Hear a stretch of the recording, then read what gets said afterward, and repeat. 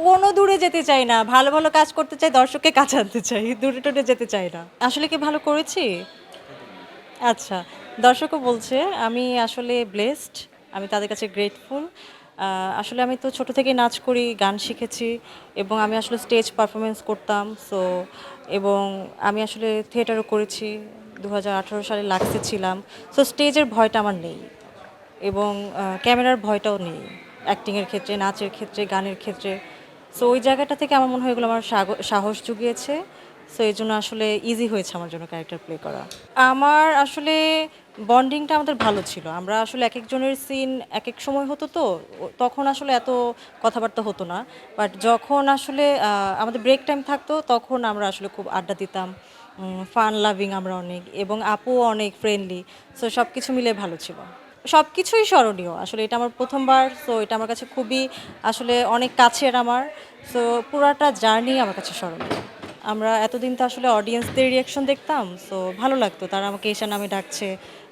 আমি তো নতুন এই ইন্ডাস্ট্রিতে, তো তারা তো আসলে সবাই আমার নাম জানে না। বাট সবাই বের হয়ে আমাকে এশা বলেই ডাকছিল। এবং আসলে একজন আর্টিস্টের কাছে এটাই সবচেয়ে বড় পাওয়া, যদি তাকে তার ক্যারেক্টারের নাম ধরে ডাকা হয়। আমাদের যে ডিরেক্টর সানি সানোয়ার ভাইয়া, উনি আমাকে কল করেছিল। উনি আসলে এশা মার্ডার নামে একটা মুভি করছে এবং এখানে এশা নামের নাম ভূমিকা একজনকে চাচ্ছে। সো উনি আসলে অনেকের অডিশন নিয়েছিল, উনার হয়তো মন মতো হয়নি বা ক্যারেক্টার ওয়াইজ হয়নি। সো এরপরে উনি আমাকে বলল অডিশন দেওয়ার জন্য। দেন আসলে স্ক্রিপ্ট বলল, আমার ক্যারেক্টার সম্পর্কে বলল, এরপরে আসলে অডিশন দেওয়া। দেন ১ মাস পরে আমাকে জানানো হলো ইউ আর সিলেক্টেড।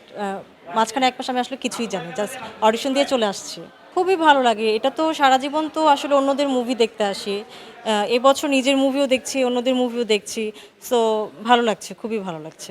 আমি আসলে যখন স্কুল কলেজে ডান্স করতাম বা গান করতাম বা যেকোনো কিছু করতাম, আমি আসলে একটু সবার পছন্দের ছিলাম।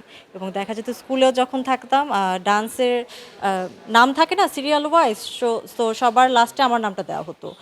যেন আসলে অডিয়েন্স থাকে পূজার নাচ দেখার আগ পর্যন্ত। সো ওই জায়গা থেকেও আসলে আমি আসলে অনেক ইন্সপায়ার হই। আমার ফ্রেন্ড সার্কেল, আমার টিচাররা, সো সবাই অনেক ইন্সপায়ার করতো। ওই জায়গা থেকে আসলে স্বপ্নটা বোনা শুরু হয় আসলে ভেতরে। সো এরপর থেকেই আসলে আমি তো গান শিখতাম, নাচ করতাম। সো এটা আসলে ছোটোবেলা থেকেই ছিল আমার মধ্যে। ইভেন আমি কোথাও ঘুরতে গেলেও আমার আ রিলেটিভরা বলতো আমাকে, "তোমার হাঁটাটা খুব ভালো।" সো ওইখান থেকে কিন্তু আমি র‍্যাম্পও করি। সো আমি জানি না, হয়তো আসলে এটা ছিল, উনারা দেখতে পেয়েছে যেটা আমি দেখতে পাইনি। সো ওইটাই আসলে আস্তে, আস্তে করতে, করতে আসলে একটা সময় এই পর্যায়ে আসা। আসলে আমার বাবা তো সরকারি চাকরি করতো। উনি ইঞ্জিনিয়ার অফিসার ছিলেন। সো আমার ছোটবেলা কেটেছে টঙ্গীতে। সো টঙ্গীতেই বড় হয়েছি এবং ওইখান থেকে আসলে আম এসএসসি দেওয়ার পর ঢাকায় চলে আসি। সো এরপরেই আসলে পড়াশোনা শেষ করি, গ্র্যাজুয়েশন কমপ্লিট করি।